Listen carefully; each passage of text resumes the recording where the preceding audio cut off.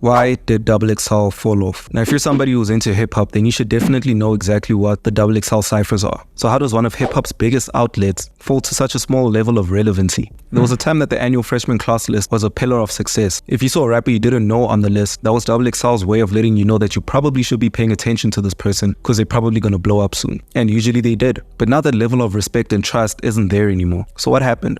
Why did XXL fall off? There were two major reasons as to why XXL fell off the way it did. One of them being hip-hop's change and the other being social media. Let's start with the first one, hip-hop's change. Rappers these days aren't cypher rappers. We all know the main reason why the freshman lists mattered in the first place was because of the cyphers. That was the main thing that people paid attention to. Nobody watched the interviews, nobody really cared about the other freshman-related content on YouTube. We just cared about the cyphers. If you look at XXL freshman classes from 2009 to 2015, you'll notice something interesting. Most of the people you'll find on these lists were quote-unquote lyrical rappers. Almost all the people on these covers were rappers whose main capability was rapping in the traditional manner. Double entendres, flow switch-ups, clever wordplay, deep topics. They could do it all, and they were rappers. That's the reason why the lists from 2009 to 2015 worked so well. Rap cyphers only exist to showcase a rapper's rapping capability. That's the whole point of what a cypher is. People question if a rapper's good or not. He gets in a cypher and he proves to everyone that he actually is as good as he says he is. That's the whole reason why cyphers exist. And I'm sure you can already see where I'm going with this. Because now something happened around 2016 that changed hip-hop entirely. The sound of mainstream hip-hop moved away from lyrical rap and towards a new sound that prioritizes melodies and general vibes over everything else. Of course, I'm talking about the SoundCloud era. When SoundCloud rap artists took over the mainstream, the influence was felt everywhere. Now artists couldn't do the double entendres anymore, but they could sing and they could make you enjoy a song without the clever wordplay. Now I'll let you decide. What role does singing and ad-libs play in a rap cypher?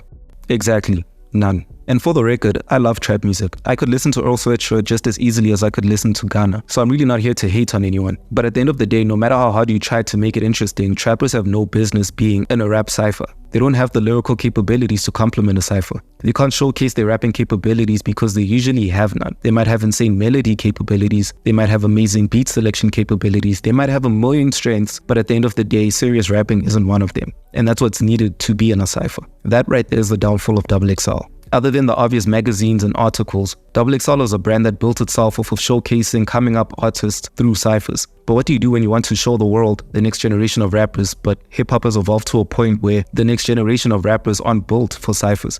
Well, you fail. You push for a couple more years, desperately trying to make the cyphers as interesting as possible, but eventually realize that no amount of production value or cool locations can make a non-lyrical cypher interesting. And then you fall off, just like XXL did. Now let's talk about reason number 2, social media. The internet is one of the biggest reasons why XXL fell off. Right now we're in an era of what I call fast food rappers. In other words, because the internet is always moving so fast, pretty much every day when you open TikTok or Twitter, there's always a new rapper who just blew up. Somebody you've never seen before a day in your life is now who the internet is calling the next biggest rapper. And this is definitely a major disadvantage for XXL because how can you really tell who's the next biggest artist when there's always a new rapper trending every week? And keep in mind, most of these rappers are exactly that. Trends. They blow up today and they'll be long forgotten by the end of the year. It's basically inevitable for XXL to be in the position they're in right now, filling their covers with people who have the biggest buzz around them in that exact moment, just for those rappers to fall off into irrelevancy a couple months later. Back in the day when XXL put out their lists, there was a good chance that at least half of the class would make it big one day and the other half wouldn't. But now it feels like XXL is lucky if even just a quarter of their class is still relevant by the end of the year.